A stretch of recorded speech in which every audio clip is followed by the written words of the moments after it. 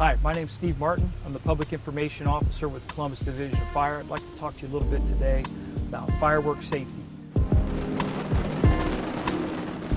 We're in the season now with 4th of July approaching, where a lot of people want to have fireworks displays. A lot of the children enjoy fireworks, so they're asking mom and dad to go pick some up and have some fun in the backyard. We want to keep it fun and safe, so I wanted to go over some things with you. First of all, I'd like to tell you there's two types of fireworks in the state of Ohio: those that are legal to light within the state and those that are illegal. Going with the legal, there's 4 S's if you can remember that way: sparklers, snakes, snaps, and smoke bombs.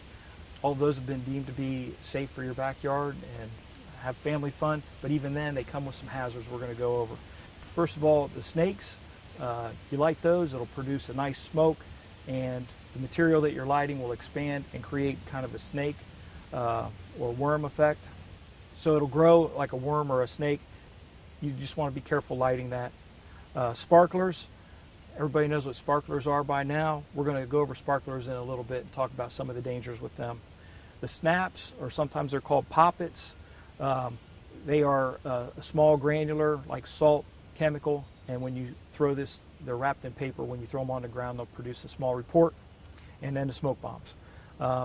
Thing with the smoke bombs, you'll light the wick, you'll step back, or you'll light the fuse and step back. It'll produce smoke. The smoke exits the device and in a very sharp way. Sometimes they'll move around on you and it's very hot, so sometimes you'll even get a little flame out of them. So you want to make sure that when you light those, you're on concrete or dirt and not grass or anything flammable, and you want to make sure you're not holding on to them. I'm going to go a little bit now into the illegal fireworks. What we have here is different novelty fireworks, which when you light these, different things may happen. For this one, it's propelled forward and it'll shoot balls of flame out of the front, similar to a toy tank. We have M80s, which are large fireworks. We've got the smaller fireworks, and then we've got different models of bottle rockets. The commonality is they're all going to have some kind of a stick. The stick is slid into a bottle. There's a fuse on the bottom. You light the fuse. There's a propulsion charge in here which will lift it out of the bottle. And then there's an explosive at the top which will either create a loud audio noise or sometimes visual. It'll have different sparks and chemicals that create different types of colors that come out of it, so that you can see it similar to the commercial fireworks. There are also the mortar tube, the larger commercial type that for residential use, non-licensed use. They'll be very small. But these are very similar to the commercial fireworks. They have a lifting charge and they have the firework explosive, the display. And you would put them in a mortar tube and light the fuse. When the fuse gets to the bottom, it lifts the projectile out, it goes up into the air, and then it explodes in a spherical fashion. So that's what you would see at a fireworks display. With mortar tubes, you never want to put your head directly over any body part over this tube. It's really like a loaded gun when you've got something in there. Also, if you're doing this, you want to make sure that mortar tube is secured to the ground, because if it's a windy day and you're launching them and that tube blows over, it's like a loaded gun that could be pointing wherever you don't want it to point. Same thing with the bottle rockets. You may have seen some of the videos on the internet or movies that are out now where you'll see people holding on to that stick, lighting them, and then letting them go after they're lit. We advise do not do that. You don't know how fast that fuse is going to burn and how loud or powerful that report is, and there are many injuries from people mishandling bottle rockets. And never aim them at anybody or anything flammable like a house or out into a dry field. Last part I want to talk to you about the illegal is the commercial grade, and people will come across this. Sometimes there's people that sell them at different outlets, and sometimes there's a black market for them and you'll come across them. But if you see anything that's wrapped in like a brown paper bag wrapper, those are for commercial licensed displayers only. And they go through a lot of schooling to learn about the hazards of these and how to use them properly, and even then they have their fair share of bad occurrences with those. So we don't want anybody getting hurt lighting something that's made for licensed professionals. Never let kids play with this stuff alone. Little kids shouldn't play with it at all. Even the fun novelty stuff that's been deemed safe, you're still initiating it with fire, which is a danger in itself.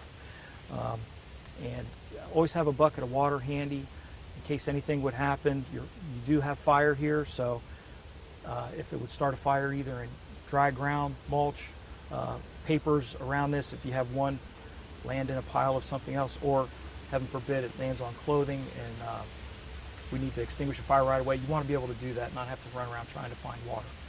So now I want to move over. We're going to have some displays of some of these items showing you how they should go and what can happen if they go the wrong way.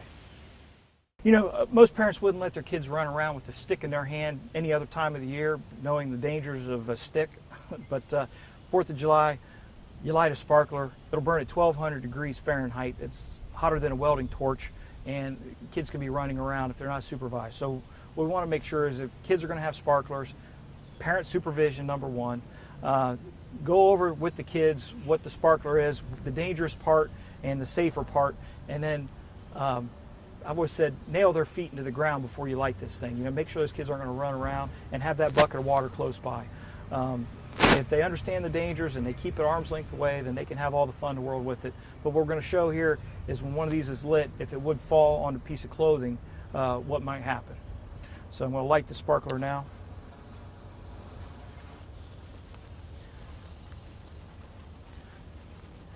Now, best case scenario, this would be picked up before anything happened to the person or the shirt.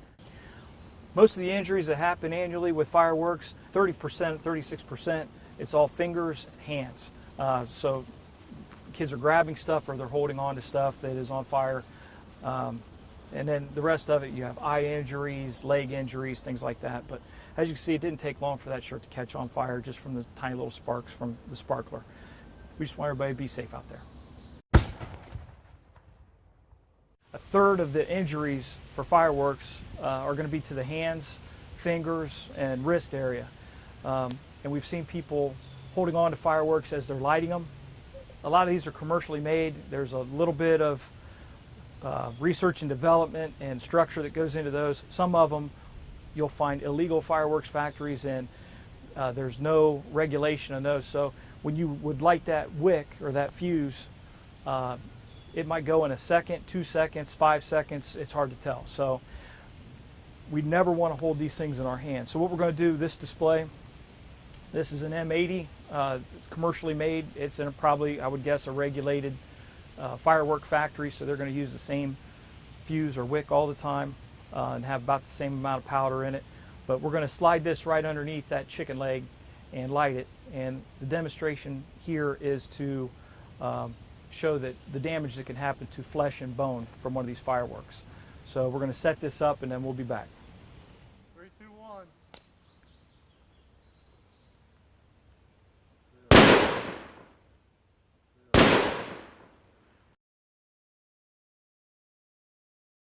That bone is bigger than anything in your finger. So you know, we've had things like this where it'll remove several fingers and turn the rest of your hand into something like this, which the surgeons then have to put back together. Anyway, once again, our point is we want you to be aware these M80s or other fireworks are nothing to play around with and nothing that you want to have in your hand. Another thing we want to show everybody is one of these fireworks that requires a mortar tube to function properly. If a child was to come across one of these and not fully understand what it is or how it works, you can see it would be very tempting to want to light this green fuse coming out of it, and it looks like a long fuse, so they're not going to worry about being too close. They'll light it and walk away from it. But the fact of the matter is, without that mortar tube, this is a dangerous item. So what we're going to do is show you this without the mortar tube, just as an example of what might happen. That's what it should have looked like.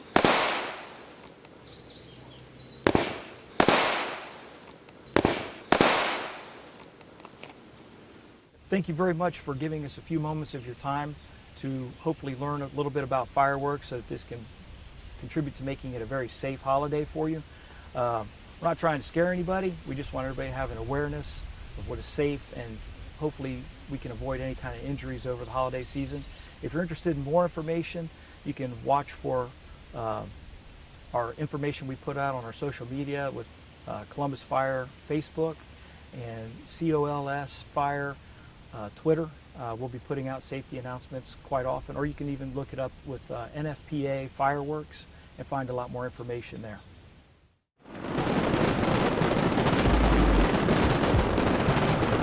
Our goal is for everybody to have a safe holiday and have an awareness and respect for fireworks. Please keep in mind, don't do this as far as the experiments at home.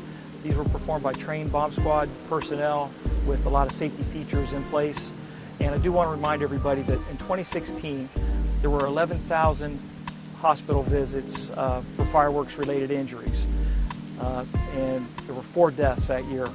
2 fireworks-related deaths were here in Columbus. So please be safe and enjoy the holiday.